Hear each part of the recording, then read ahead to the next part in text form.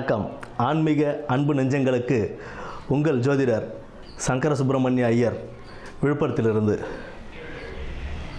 இப்பொழுது நாம் பார்க்க போவது கார்த்திகை மாதத்தின் ராசி பலன் பற்றி பார்க்க போகிறோம். அதற்கு முன்பாக இந்த கார்த்திகை மாதம் நமக்கு எப்படி உருவானது, இந்த மாதத்தின் விசேஷங்கள் என்னென்ன அப்படின்றத ஒரு கிளான்ஸ் பார்த்துருவோம். கார்த்திகை மாதம் அப்படின்றது காந்தல் பூக்கள் இந்த மாதத்தில் அதிகம் பூக்கக்கூடிய ஒரு மாதமாக இந்த கார்த்திகை மாதம் விளங்கும். இந்த காந்தல் பூக்கள் அப்படின்றது சிவபெருமானுக்கும் முருகருக்கும் மிகவும் உகந்தமான ஒரு பூவாக இருக்கும். இந்த மாதத்தில் அந்த காந்தல் பூக்களை வாங்கி நம்ம சிவபெருமானுக்கும் முருகருக்கும் நம்ம பூஜித்து வரும்போது நம்மளுடைய சகல தோஷங்களும் விலகி சகல செல்வங்களும் அடையும் ஒரு வாய்ப்பாக இந்த மாதத்தில் அமையும்.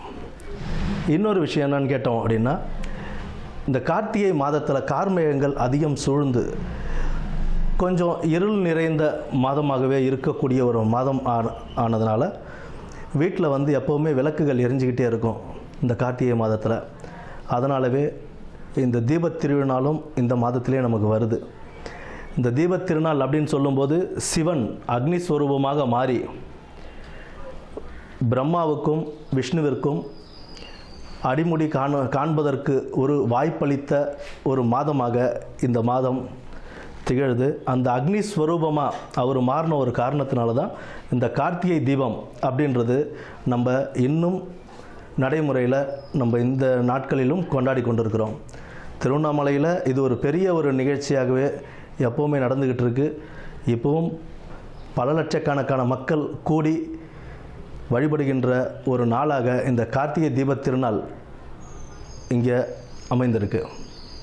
கார்த்திகை தீபம் அப்படின்னு சொல்லும்போது தீபங்கள் மாலை 6 மணிக்கு மேலே விளக்கேற்ற வேண்டும் அப்படின்றது தான் ஐதீகம். கரெக்டாக முதல்லலாம் பார்த்தோம்னா ஒரு 5:50 6 மணிக்குள்ளே கார்த்திகை மாதத்தில் திருவண்ணாமலையில் தீபம் ஏற்றிடுவாங்க மலையில். அந்த நேரத்தை வச்சு தான் நம்ம பொதுவாக வீட்டில் விளக்குகள் ஏற்றுவோம்.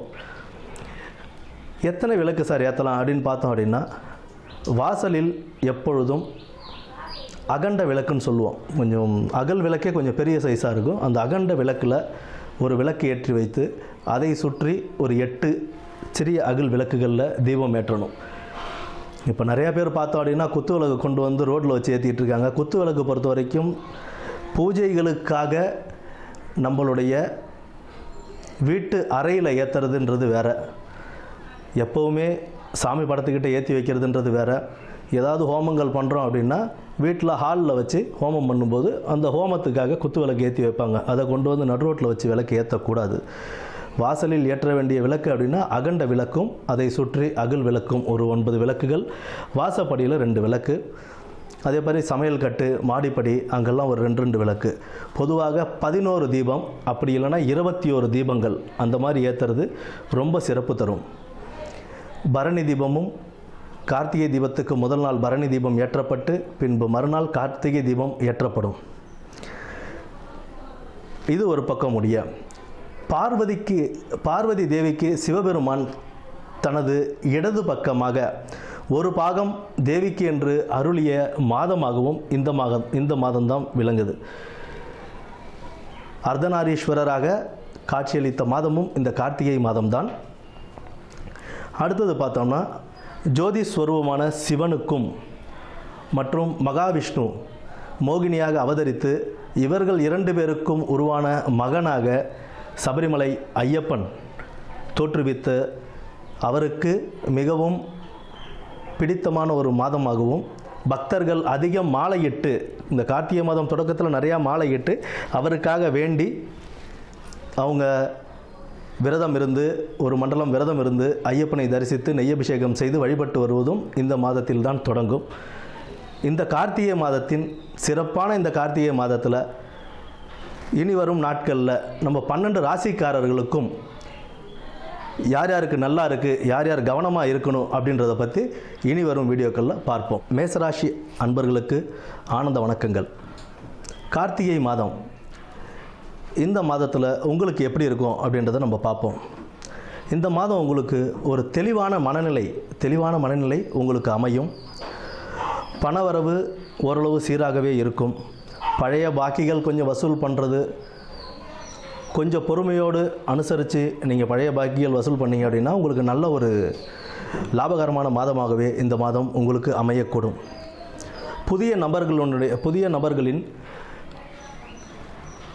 ஒரு புது நபர்களுடைய இன்ட்ரோடக்ஷன் உங்களுக்கு கிடைக்கும். அந்த இன்ட்ரோடக்ஷனில் நீங்கள் பார்த்து ஆராய்ந்து அவர்கள் எப்படி என்னன்னு தெரிஞ்சு உங்களோட பர்சனல் விஷயங்கள் ஷேர் பண்ணணுமா பண்ணக்கூடாதுன்றது நீங்கள் டிசைட் பண்ணி பண்ணுறது நல்லது.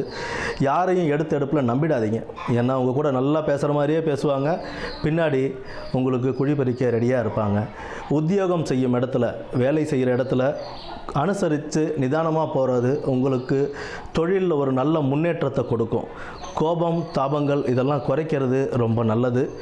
ஏன் அப்படின்னா உங்கள் சக ஊழியர்களோட சின்ன மனக்கசப்புகள் இருந்தாலும் அவங்களோட அனுசரிச்சுட்டு போனீங்க அப்படின்னா அவங்க உங்களை புரிஞ்சுப்பாங்க.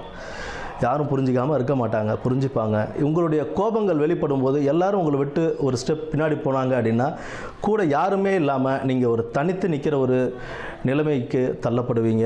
அதனால் எல்லாரோடும் அனுசரித்து போகிறது உங்களுக்கு ரொம்ப முக்கியமான ஒரு காலகட்டமாக இருக்கும். ஏதாவது வழக்கு தொடர்ந்து இருந்தீங்க அப்படின்னா அது கொஞ்சம் பொறுமையாக டீல் பண்ணுங்கள். கொஞ்சம் இழுபறியாகவே இருந்தாலும் உங்களுடைய பொறுமையும் புத்திசாலித்தனத்தையும் பயன்படுத்தி அதிலேருந்து ஈஸியாக நீங்கள் வெளில வரத்துக்கான வாய்ப்புகள் உண்டு. உங்களுடைய உடல் ஆரோக்கியத்தில் கவனம் செலுத்துறது ரொம்ப முக்கியம். எதனால் அப்படின்னா உங்களுக்கு இதாயிடுன்றதை பற்றி பேசலை. உடல் ஆரோக்கியத்தில் கவனம் செலுத்தணும் அப்படின்னா நீங்கள் வேலை சுமையில் இருக்கும்போது நீங்கள் சாப்பிட்ற சாப்பாடு டைமிங் மாறி சாப்பிடுவீங்க. டைமிங் மாறி சாப்பிடும்போது ஆட்டோமேட்டிக்காக உங்களுக்கு வயிறு உபாதைகள், கேஸ்ட்ரிக் ப்ராப்ளம்ஸ் இந்த மாதிரி இஷ்யூஸ் உங்களுக்கு ஏற்பட ஆரம்பிக்கும். அதனால் தூக்கம் சரியாக இருக்காது. அந்த தூக்கம் இல்லாதனால உடல் தொய்வு ஏற்படும். ரொம்ப சோர்ந்து போயிடுவீங்க. டயர்ட்னஸ் அதிகம் கொடுத்துரும். நம்ம கரெக்டான டைமுக்கு ஏதாவது ஒன்று சாப்பிட்டோம் அப்படின்னா உடல் ஆரோக்கியம் கொஞ்சம் மேம்படும். அதற்குண்டான ஒரு வழியை நீங்கள் எப்படி அதை பார்த்துக்கணும் அப்படின்றத பாருங்கள். பொருளாதாரத்தில் ஓரளவு மேம்பாடு இருக்குங்க. உங்களுடைய முன்னேற்றமான வாழ்க்கைக்கு அது நல்ல ஒரு வாய்ப்பாகவும் இருக்கும். வர காசை சேமித்து வச்சிங்க அப்படின்னா உங்களுக்கு ஃப்யூச்சரில் அது ஒரு நல்ல யூஸாக ஆகும். இல்லை அப்படின்ற பட்சத்தில் வரதை வீண் செலவு பண்ணிட்டீங்க, அனாவசிய செலவுகள் செய்யும்போது கையில் காசு தங்காமல் போயிடும். இன் ஃப்யூச்சரில் உங்களுக்கு எவ்வளோ செலவுகள் இருக்கும் அப்படின்றது தெரியாது. ஸோ சேமித்து வைக்கிறது உங்கள் வாழ்க்கைக்கு ஒரு நல்லதாகவே அமையும். குலதெய்வ வழிபாடு உங்களுக்கு ரொம்ப அவசியம். குலதெய்வத்தை விட வேறு எந்த தெய்வமும் நமக்கு அருள் புரிவது கிடையாது. ஸோ குலதெய்வ வழிபாடு உங்களுக்கு ரொம்ப முக்கியம். மறக்காமல் மாதத்துக்கு ஒரு தடவையாவது, முடிந்தால் 2 மாதமோ 3 மாதத்துக்கு ஒரு தடவையாவது கோயிலுக்கு போயிட்டு வரதுன்றது உங்கள் வாழ்க்கை முன்னேற்ற பாதைக்கு ஒரு நல்ல வழிவகுக்கும். ரொம்ப அமைதியாக இருக்கணும், பொறுமையாக இருக்கணும். குடும்பத்தில் எந்தவித சச்சரவுகள் வந்தாலும் அதை நிதானமான முறையில் அதை அனுசரித்து போகிறதுன்றது ரொம்ப ஒரு நல்ல வாழ்க்கையை உங்களுக்கு அமைத்து கொடுக்கும். குடும்பத்தில் மகிழ்ச்சியும் உண்டாகும். நல்ல ஒரு வரவுள்ள மாதமாகத்தான் இந்த மாதம் உங்களுக்கு இருக்குது. நீங்கள் மேசராசி அன்பர்கள் முக்கியமாக என்ன பண்ணணும் அப்படின்னா, தினந்தோறும் முடிஞ்ச அளவுக்கு காலையில் விநாயகர் அகவல் படித்து விநாயகர் பெருமானை வணங்கிட்டு வந்தீங்க அப்படின்னா உங்களுடைய கஷ்டங்கள், உங்களுடைய தடை தாமதங்கள் நீங்கி ஒரு நல்ல ஒரு செழிப்பான வாழ்வை நீங்கள் பெறுவீங்கன்னு வாழ்த்துகிறேன். நன்றி, வணக்கம்.